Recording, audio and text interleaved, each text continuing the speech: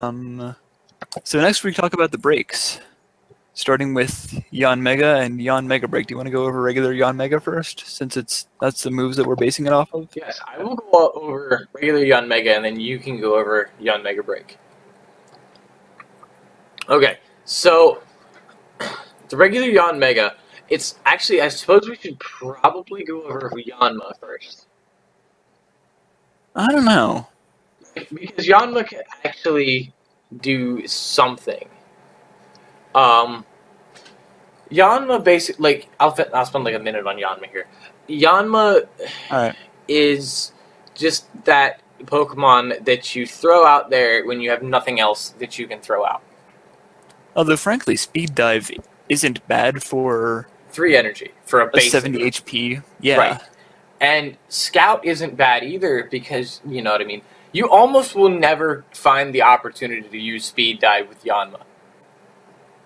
If you play your cards, if you get things right. Right. If you play the right cards and you actually get the right hands. You'll never actually have the chance to play Yanma. Well, Speed Dive on Yanma. You basically cool thing though. What Yanma's gonna be is Yanma's gonna be used for Scout, just to see what your opponent has, so you can kind of plan your cards elsewise. If you see something that you either like and want to take advantage of, or don't like and need to avoid. If you want to decide whether or not you need to N. Right. The cool thing about Yanma is that the whole line is colorless. Mm-hmm. So the only energy you need for the entire line is one energy of any kind and a double colorless. Right. And you're good for Yanma, Yon Mega, and Yon Mega Break. Mm-hmm. And now, because the highest is 3. But Yanma, I think Yon Mega. Sorry, I think he has one of the most unique abilities, I would say. Mm-hmm. Saying that if you have exactly 4 cards in your hand, ignore all energy in the attack cost of each of this Pokemon's attacks. So that means if you could have a Yon Mega first turn. Right. Let's say using I run Assault Boom. By having a Yanma out first turn, volleying it, and then using Judge. Exactly. Or just playing another card because you start with 7 in your hand. Is Judge 5 or 4? I think Judge is 5. No, it's 4. Are you sure? I know, it's 4. If I'm wrong and it is 5, then you can just play a card from your hand.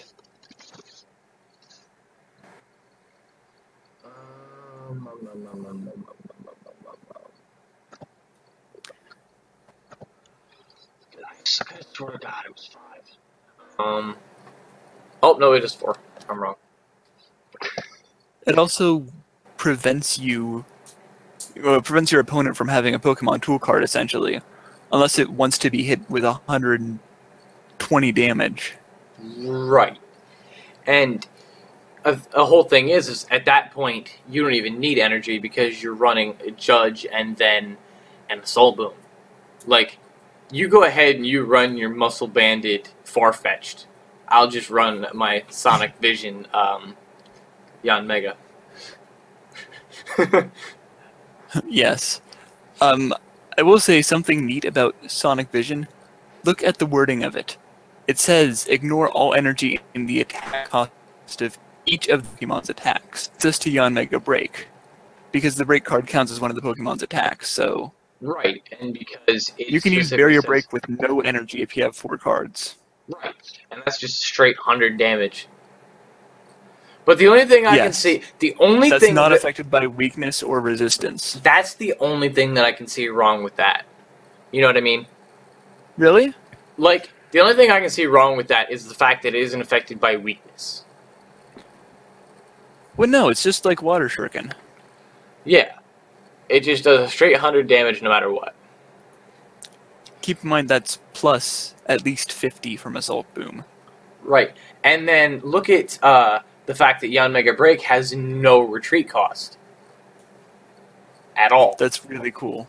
So after Break evolving, you can just swap out. It doesn't have a weakness, doesn't have a resistance, nothing like that. You're just basically, if you can constantly keep 4 cards in your hand, you're basically running an entirely free Pokemon. Yeah. The fact that you can have 50 damage out of the gate on your first turn with no energy on it alone is beautiful. Yeah. I can see a lot of people starting grass decks based around Mega Break. Right. Or colorless decks even, because it is colorless after all. Right. So now we have to touch on Talonflame Break, and I know you're excited to do that because of the Talonflame that is in this set. Now, I don't think, does Wally say anything about break evolutions? It doesn't. It only excludes EXs. Yeah, so it doesn't say anything about that. So let's take a look at regular Talonflame first. 96. Yes. This ability, Gale Wings, is absolutely insane. Amazing. Yes. And what it is, if this Pokemon is in your hand when you're setting up to play, which means when you draw your hand, if this is in your hand when you first go to set your basic Pokemon, you can put it face down as you're active. So, which basically means that I am skipping Fletchling and Fletchinder to go straight to Talonflame. Which then can be... Which then can be Wallied first turn into a Talonflame Break. It's a rare card, but just regular rare. So I can see easily decks that are just for Talonflame and for Talonflame Break. Right. But what I can also see... Because that guarantees that you're... Yeah? I can also see, like, Arrow Blitz. Think about this. Arrow Blitz, if you... Like, let's say I draw the Talonflame first turn, but I don't draw the Talonflame Break. Arrow Blitz states search your deck for up to 2 cards and put them in your hand. Like, that guarantees me, like, a first turn Talonflame Break. Like, at least, like, not first turn having it on the field, but at least first turn getting it into my hand. Oh, yeah. As long as, of course, you don't go first. But, and plus you're getting that, like, 130 HP wall right away. So if you're trying if you're trying to set up anything else, you can just leave that there, and it's not going to get touched for a little while, at least. Another really cool thing about Talonflame, no retreat cost again. Right. And that's absolutely beautiful. Right alongside Mega and Mega Break. This would be a really dangerous combo. Right.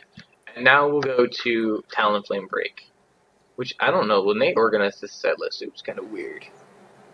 21. Because, like, what they did was, they put Talonflame... Like, because the Talonflame in this set is colorless, it has to go all the way down at the bottom. But the Break is Fire type. Right. And now we'll look at Flare Blitz. Flare Blitz is... After looking... That's kind of weird. Like, after looking... Talonflame is colorless, so it has electric weakness, but Talonflame Break is fire, so it's not weak to water. Right. So, what I'm saying here... No, you're fine. Like, I didn't make a whole lot of sense of discarding all of the energy on Talonflame Break after you use Flare Blitz until I looked at its retreat cost. Yeah. Because basically what you're set up to do right now is I am set up to Flare Blitz, do 150 damage, and run. Like, what I can do is I can, after that turn, try to get the 4 cards that I need to run a Mega Break. And until I rebuild Talonflame. So, I have a question for you, because I don't play breaks that often. Go ahead. Can I use Talonflame's break move, then switch to my Mega Break and use its break move? Or is it only one break move per turn?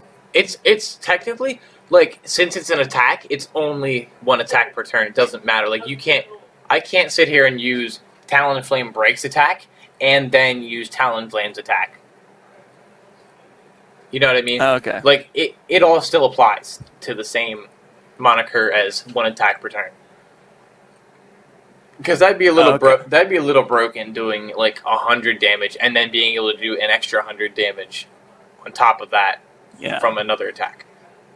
But that's what I can really see working here, as far as a deck combination for this Talonflame Break is running it right alongside Xerneas Break, because you have that whole I need to retreat.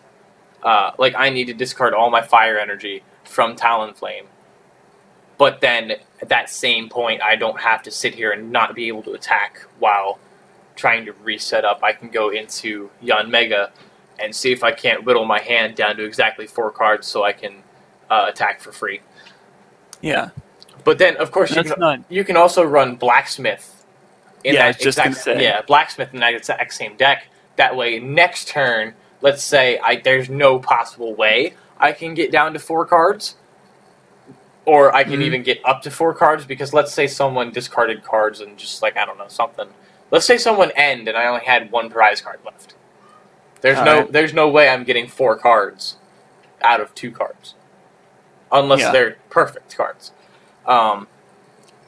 So at that point, I run Blacksmith to get both my energy back on Talonflame Break and switch back and be able to attack that turn. Well, I'd say just keep up with a good thing if you can. Right. I would keep using Talonflame Break as much as I can, because Flare Blitz is pretty amazing. Yeah, but like the whole thing is... And then switch to Xerneas whenever it's convenient. Like, whenever it's a whole thing of I don't have the energy to run Talonflame right now. Like, I could still run Talonflame's normal attack, because I think, Arrow Blitz is only 1 energy, I think? Was it? Yeah, it is. So, like, if it's in dire straits and I don't have enough to I don't have a Blacksmith, or I don't even if it's the start of the match, like, this is going to be a pretty accelerated set to run. If I don't have the energy in my discard right away to run Blacksmith, well, I mean, I suppose after you run Flare Blitz once, you have to have the energy back in Blacksmith to be able, back in the discard to be able to Blacksmith, because you have to discard both of the energy attached. I think they actually may have made that with that in mind. Maybe.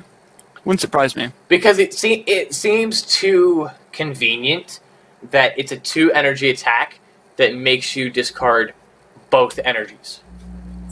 Yeah. And the fact that they just happen to be both fire type energies. But at the same time, this set doesn't actually have a Blacksmith in it. Yeah. So that means they might reissue Blacksmith soon. No, I think Blacksmith was in, like, one of the break sets, I think. So it's in no danger of going out. Yeah, but... Like, it's late enough in I guess you're right. Like, I know that, like, once they're about to phase that set out, they will make another Blacksmith, or some card equivalent to it. But for right now, I think they just have running Blacksmith as that alternative.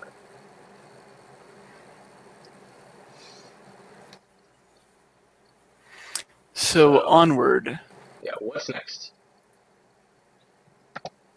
Next up is Pyroar and Pyro Break. Okay, I'm sorry, but Pyroar is a pain. Like, the previous Pyroar that I've seen is a pain in my goddamn ass.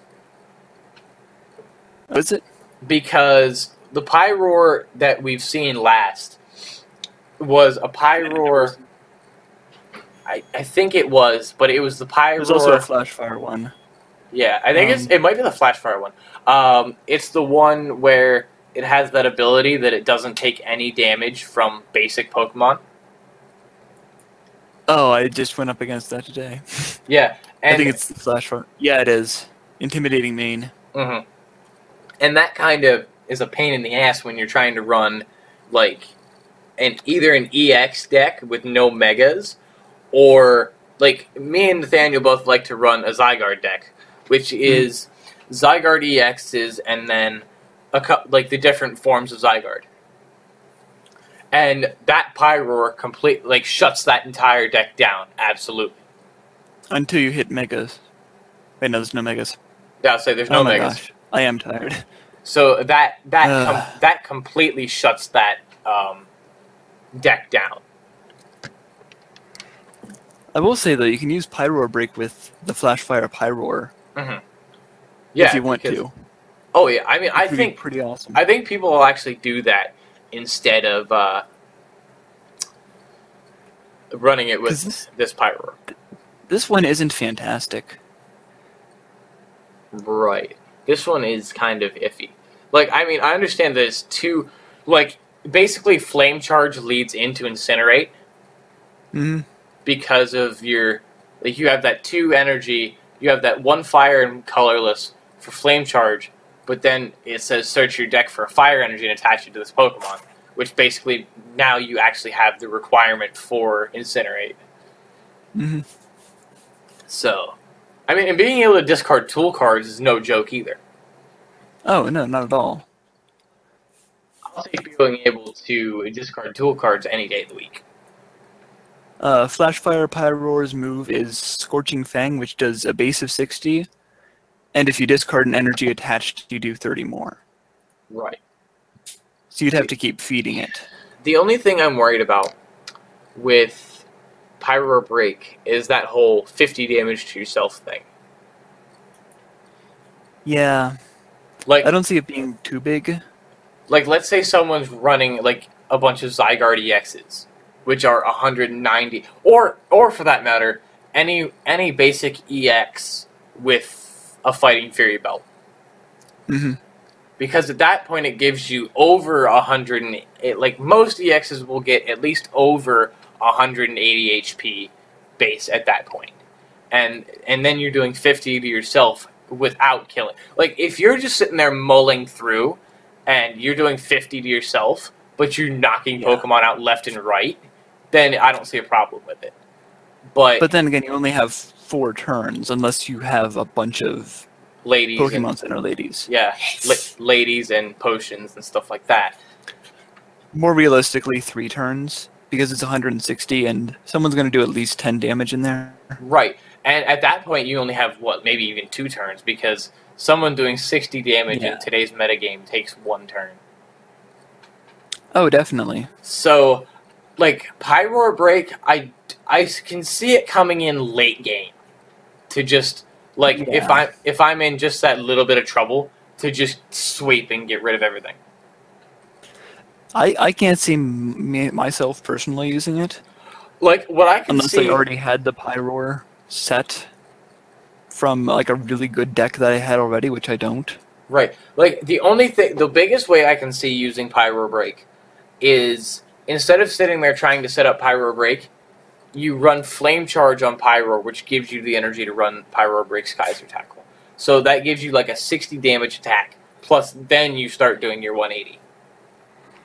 Yeah, but you really have to feed into it with healing.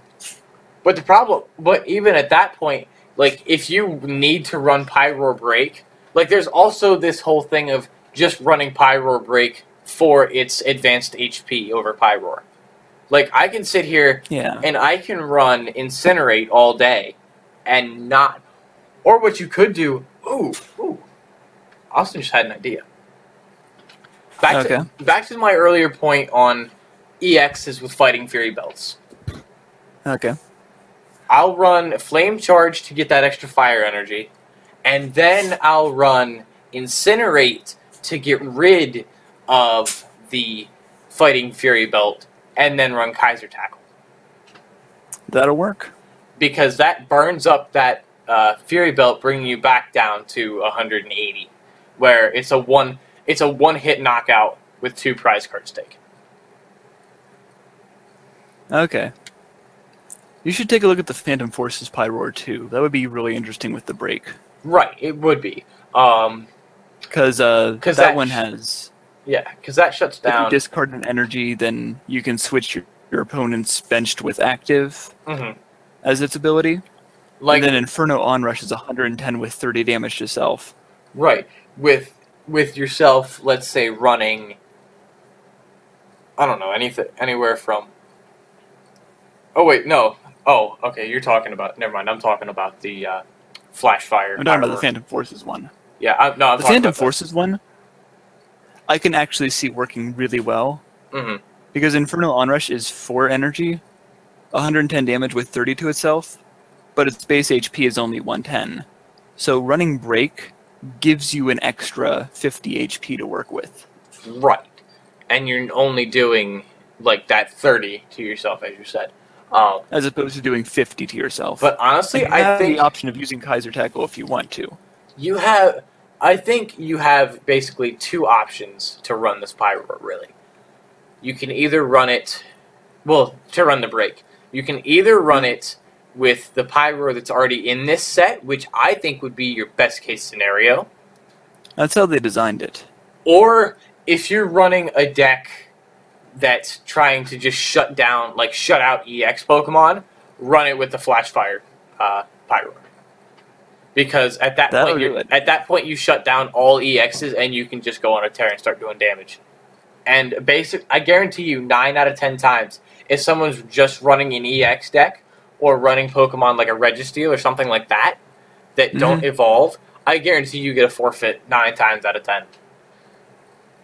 Because at that point, there's no reason to stick around. Because there's absolutely nothing that can be done. Or even from this set, someone running a Magearna or a Volcanion. Mm-hmm. They're kind of screwed out of that because there's no Megas yet. I suppose here's the only way I can think to run this. I don't think the Pyroar from Flashfire mentions anything about, like, preventing poison. No, it doesn't. So I could think of a counter to this being, get something with, like, triple poison, cross poison. Like, run a Toxicroak EX that has triple poison, and then clean up with that Gengar, Gengar that has Dark Corridor, which is if the opponent's active Pokemon has 3 or more damage counters on it, it's knocked out. Yeah, or anything that manipulates damage counters directly, like Mewtwo has a damage swap, I think it is. Mm-hmm, yeah. There's a bunch of them that'll let you move damage counters around or place so many damage counters on the opposing Pokemon. Mm-hmm. Those aren't immune to the effect, because it's not damage, it's damage counters. Right. So, it's not an attack, I should say. So this Pyro Break ought to be okay. Like, if you run it with either the Flash Fire Pyroar or the Pyroar from Steep Siege. I don't think... I think out of the 3 Pyroars, the one from Phantom Forces has the least validity. It takes a lot of energy to set up. I'll just give it that. Right. But with the other 2 not taking as much. The only benefit you get from having it be a break is the increased HP. Mm-hmm. Right. Which, I'm not saying it isn't useful. I'm just saying you have better options. Right, you do. I don't see that having a whole big effect. So next up is Clawitzer and Clawitzer Break. Right. Okay, so I will let you cover Clawitzer and I'll cover Break. Okay, so the Mega Boost ability. Once during your turn, before you attack, you may attach a special energy card from your hand to one of your Mega Evolutions. So this automatically makes it a Bench Dweller to start off with. The fact that you can fuel with special energy whatever EX you have is really cool. Right, and I think at that same point, it doesn't say anything about that is your energy for the turn. I think I can I can sit here and let's say I have let's say I'm running a Mega Audino for all intents and purposes. Okay. Let's say I'm running a Mega Audino and I need 4 energy. I don't think Mega Audino has 4 energy, but for all intents and purposes, let's say it does. you could attach a DCE and then use Mega Boost to add another DCE. And and there you got your attack right there and then. That's kind of scary that you can throw a DCE on any Mega. Right, just about anything. Or even if I would have... Do we have any Mega Dragon types yet? I was going to say, I was thinking more along the lines of Zygarde and putting a strong energy on it. But that's alongside another strong energy you're already putting on. But that's not a Mega, so you can't do that. I mean, dang it, what am I thinking of? Crap. I forget what it is. But any special energy scenario will work. Right. Like, whatever the psychic one's called. Fucking shit. Cuts out all retreat cost, I think. Right. I can't remember what it's called. I honestly can't. Anyway, Crab Hammer's a decent move. 3 energy, 1 double colorless for 60 damage. There's nothing out of the ordinary. No. But I guarantee Clawitzer Break. You keep Clawitzer on the bench until you get his break. Because... Yes. Because after you get Clawitzer Break on the field, you can use Lock On for 1 energy, which is defending Pokemon can't retreat during your opponent's next turn. During your next turn, damage done to that Pokemon attacks is increased by 120. So your Crab Hammer goes from being a 60 damage move to a 180 for 3 energy. But you can only use it every other turn. Every other, yes. Which, there comes, I can't say retreat cost because it doesn't. Because you can't retreat and use its attack. The cool thing about this is, it applies to your opponent's Pokemon. So you can use Clawitzer Break's Lock On for 1 energy with a Float Stone on it. Move it to your bench and bring out whatever you want. Right, because to get another 120 damage. Yeah, that 120 isn't limited to Clawitzer. It's whatever Pokemon you happen to have in play. Like, I would use this, honestly, if you needed to, because I know they run, what, like 1,000 damage goals and shit like that? Oh, yeah. If you need... like, crazy stuff like that. Like, this would be a good card to run for one of those goals if you absolutely, like... If you don't have a whole lot of time, but you need that goal. You know what you do? You switch into Pyro Break, which gives you a 300 damaging move that'll knock out everything. Right. Because I think the highest Mega HP is 270. Which one's that? I can't remember. Mega Mewtwo, I think that's the highest one. There might be a 280 or a 290, but there's no 300s. No. That'll deal 300 damage. Kaiser Tackle at 180, plus 120 from Lock On. Right. That will knock out literally anything. So Clawitzer... So, in the end, the verdict for Clawitzer Break is support. Amazing support. Right. Support and basically nothing else. Yes. You're not going to have a Clawitzer star on your team. It can hold its own. Like, if I get into a situation where I have nothing else... Yeah, but Crab Hammer with Lock On. With Lock On is a decent move. There's no knocking that. No, but it's something that as soon as you find something that you can work with Lock On better, you use it immediately. And if you do use Lock On and your Clawitzer Break loses, because it's only 130 HP Clawitzer Break, right? Which is pretty bad. Uh-huh. If that gets knocked out, it still applies on the next turn because it affects the opposing Pokemon. It doesn't affect you. Right. And I love... Even if you switch out, I think it's still attached to that Pokemon. So if you use a bench-based attack, if you use Water Shuriken, which is like 50, that does 170 to a benched Pokemon. How insane is that? Right, that's nuts. I'm not sure if that's how it's going to work with a switch out. But we'll time figure will it tell. out. Alright, so now we're on to... Yveltal Break. And a Veltal.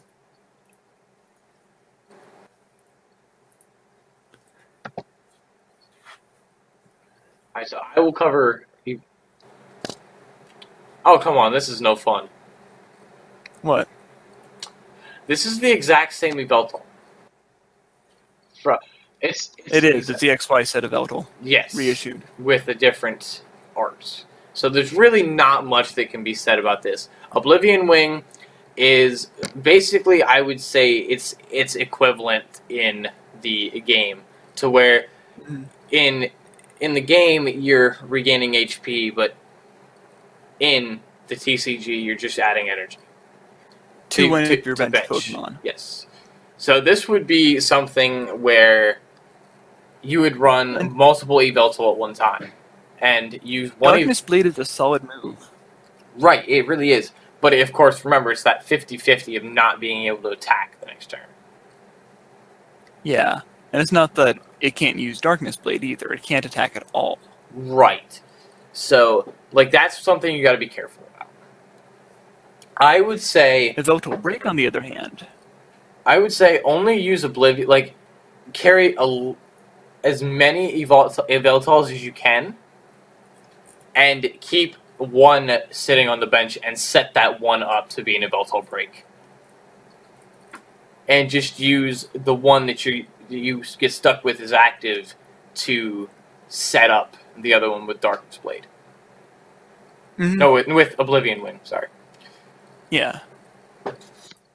Yveltal Break, on the other hand, is totally worth it. Because Baleful Knight is amazing. 120 damage to your opponent's Pokemon, which isn't that fantastic for a break, but 30 damage to each benched Pokemon that has damage counters on it. Right. Is fantastic if you're using anything that's going to churn through the benched Pokemon. Like, what is it, Landorus has one? I think so. Push down, that's what it is. Yeah, push down, and then some Pokemon, I think the Gengar EX from Phantom Forces has the attack, I can't remember which attack it's called, but that after it uses that attack, it has to switch out. So if you can get some damage on that Gengar before it has to switch out, you can still do damage to it afterward. Like, as a means of trying to save it. Something that puts 10 damage counters on... 10 damage counters. 10 damage on each benched Pokemon. Right. Like, either side or just your opponents. I can't think of the move offhand. Like, Gyarados. Gyarados EX, I think, does it. No, is it... That's it, yeah. Is it Gyarados? It does both sides. Yeah, because regular Gyarados will only damage, like, your side's bench. Uh-huh. But I think Gyarados EX will damage both sides' bench. Mm-hmm. Which makes a Yveltal Break amazing. Right. You'll want to run a Yveltal Break with something that can provide bench damage, like overall bench damage, before Yveltal Break comes in. 150 HP isn't the best, but it also isn't the worst. Especially since, what is it? It's only like a 20 difference between Yveltal and Yveltal Break. 130. You're not boosting it by that much. No, you're only boosting it by 20, which might save you from an attack, but it probably won't. Yeah. Compared to the other boosts we've seen around here, Pyroar's like 110 up to 150, 160. Right. This is like nothing. Mm-hmm. Now, so I guess that's it, unless there's anything else you want to add. Not really, because it's basically straightforward. There wasn't much to talk about with the regular Yveltal, because it's just Yveltal. Yeah. Same one we've seen almost every time, so... Xerneas and Xerneas Xerneas is a reissue, too. Is it? Yeah, it is. Okay. But it's a good reissue. I like this Xerneas. I use it a lot. Geomancy Xerneas is beautiful. Now, something... Oh, wait a minute. Hold on. I could see a good way this would work. Pair Xerneas Break with that Swampert. And maybe a Deluge Blastoise. You don't need anything other than Xerneas Break. You need 2 benched Pokemon. That's all you need. You just Geomancy and Lifestream. Because Lifestream is 20 times the number of energy attached to all of your Pokemon, and Geomancy puts 2 energy on 2 of your Pokemon per turn. Plus whatever you attach from your hand. Plus, so it does 30 more damage for each time you use Geomancy. What I'm thinking here is running the Swampert. I know, 60 more damage. I'm thinking of running Swampert, a Deluge Blastoise, and Xerneas Break. Because even just Deluge Blastoise, because I think Deluge Blastoise says as long as you have Water-type energy in your hand, you can just keep attaching. Okay. And then also run Geomancy. Because then you're really starting to just pile on that energy to just decimate anything with Xerneas Break. The way I'm seeing it right now, Lifestream has a 2 energy requirement. Mm-hmm. I played 1 energy first turn and used Geomancy, so that's 3 energy in play. I play 1 energy next turn to get Lifestream working. That's 4 energy. Yeah. Right. I can use Geomancy again that turn. So it's at least 7 energy times 20 is 140 damage. Yeah, that's 140 damage like in the second or third turn. And it doesn't even need... I can wait to make it a break until whenever I want. If Xerneas gets knocked out, it's no big deal. I can put out another Xerneas and still have the same base damage on it. Right. Because it's energy on my bench. Mm-hmm. And at that point, you're also... And at that point, you're also not only just setting up Xerneas Break, but you're setting up for Xerneas Break's demise. Mm-hmm. Like, at that point, if you keep running Geomancy, you're going to have something on the bench ready by the time Xerneas Break goes down. I would honestly be feeding 2 more Xerneas. Right. If I wanted to play a Xerneas Break deck, the other way I would go is a Gardevoir EX. Right. Trying to build that up, because that's, as we've talked about before, is a pretty amazing EX and Mega. Right. There's plenty of ways to run this. As I said, you can run it as, like, if you just want to center around Xerneas Break, I would run either a Swampert or a Deluge Blastoise or something like that that allows me to just continuously attach energy as long as I have them. You know what I mean? Like... Because at that point, like, if I run Deluge Blastoise and I have a handful of... Like, if I have, like, a 7-card hand that's all water energy, that's 140 damage just with... That's at least actually 180 damage with just 1 turn. One thing you have to keep in mind with Xerneas Break and Veltal Break and Hydreigon Break is that these are... No, not Hydreigon Break. Xerneas Break and Veltal Break is that these are second stage Pokemon. They're stage 1s Pokemon, essentially. You don't have to have an intermediate stage or 2 to go through, like you would with Clawitzer. Right. Like, I don't have to sit here and piss around with Launcher. Yeah. Right. But, of course, that whole same thing goes with, if I'm setting up Talonflame Break right, I don't have to go through Fletchinder and Fletchling and Fletchinder. But that's much more of a stretch to get out at first. Right. Like, out of the gate. You have to run a deck that specializes in Talonflame. But, of course, that's not saying that I can decide that I don't want to run Fletchling or Fletchinder in that deck. Because you have a 4 in 60 chance to draw that Talonflame. And unless that's the only... unless you're not running any basics in that deck, then the chances of you being able to get that out are close to none.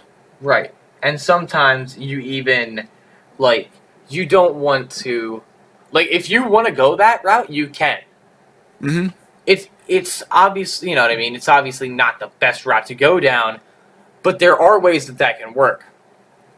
What you would I have run decks with a single Pokemon, a single basic in them. Right. And I've done fairly well. What you would have to do is you would have to run a lot of judges and a lot of ends and be very, very prepared for your opponent right off the bat to draw a lot and a lot of cards. Mm-hmm.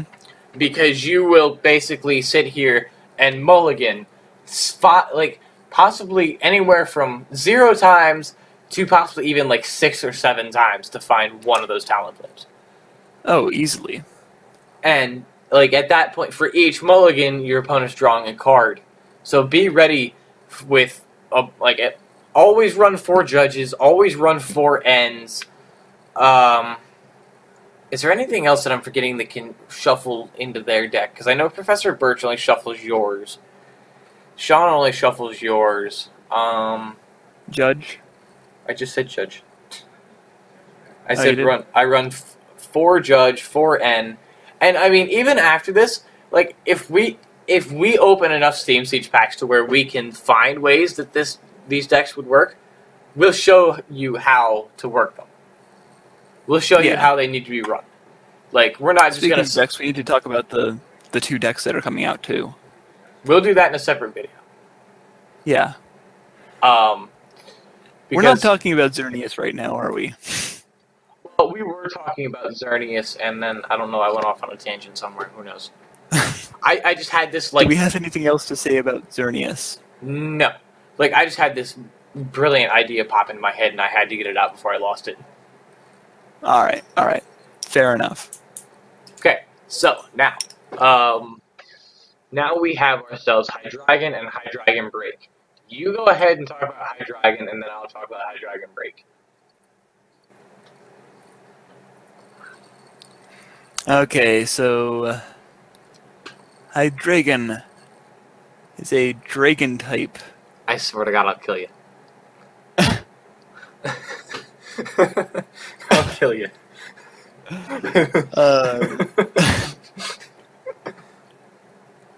So, Cruel Fang. 2 moves. Cruel Fang, which does 40. During your opponent's next turn, and damage done by attacks from the defending Pokemon is reduced by 40. So that's going to be useful. Especially with 150 base. And especially with HP. just a double colorless. Yeah, a double dragon even. Mm-hmm. Which will be very useful for Dark Burn, which is dark, psychic, and colorless. Right. Anyone who wants to run all of those energy in their deck, be my guest. But I Discard as many dark energy from your Pokemon as you like. This attack does 50 damage times the amount of dark energy you discarded this way. So you're going to want something that feeds dark energy, like an Eveltal. Like, yeah. Like, I would run an Eveltal active and use Oblivion Wing and just start stacking onto Hydreigon if I want to do it that way. Oh, yeah. Like, at that point, I don't even think you really need to run Eveltal Break in that deck. You just run a couple of Eveltals and a couple Hydreigons. Yeah. Because you can feed that as much as you want and do as much damage as you need to, and hold over whatever energy you have left for next turn. And then just sit there and use Dark Burn. And then, I'm not sure if energy retrieval still has validity in standard play, but that would actually be a good idea to run energy retrievals to get those energy that I think it discard. still has validity. I'm not sure whether it's actually in energy retrieval in many of the released decks, the deck sets. So I say it's still valid. Well, no, but I mean, like, because theme decks, theme decks are theme decks. I can use any theme deck I want in a tournament. But yeah, what I mean by that is, was an energy retrieval printed in a set that's still legal in standard play? I think so. I think I have an energy retrieval as recent as... Oh, not Roaring Skies. Ancient Origins? Yeah, I think at least as recent as Ancient Origins. Okay, I could be wrong though. Yeah, I just couldn't remember with my life. So. Anyway, Back to what you were saying. Hydreigon Break. Okay. Hydreigon Break. Really plays into the whole dark energy thing. Yeah, it really does. Because with Calamity Blast, you're discarding 3 energy attached to the Pokemon. It does 50 damage to 2 of your opponent's benched. And that whole thing goes along with, honestly, I think I stall out a couple turns before I use regular Hydreigon's second attack. Yeah. Because I'm going to need those dark energies. Well, Calamity Blast is Dark Burn. Mm-hmm. Except without the energy specificity and the damage to the bench Pokemon. Right. It's a better version of that, except Right. you can't expand upon it. Mm-hmm.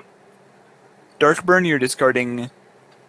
If you discard 3 Dark Energy, it does 100 Calamity Blast. Right. Except it doesn't do the 50 damage to 2 bench Pokemon. Mm-hmm. But what I'm seeing here is, let's just say I get a really unfortunate drawback, and I'm looking through my...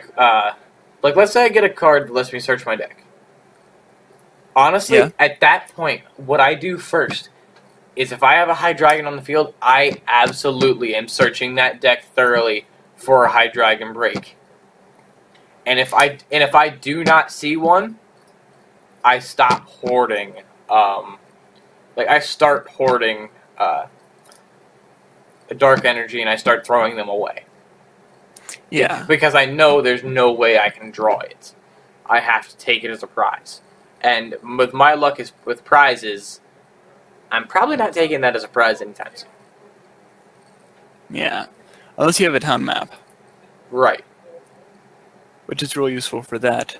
But, the main reason to use Dark Burn is if you need to deal 200 damage or more, or if you don't want to get rid of a ton of energy at once. Right. Like if you want a 2 energy, 100 damage attack instead of a 3 energy, 150 damage attack. Right. If you're running low on energy, honestly, I would prefer Cruel Fang to both of them, because then you're not losing anything. Right. Like if I'm running And really you get low, the damage reduction. I can't afford to throw things away. What other Hydreigon are there? There's one Phantom Forces one that's currently legal for play.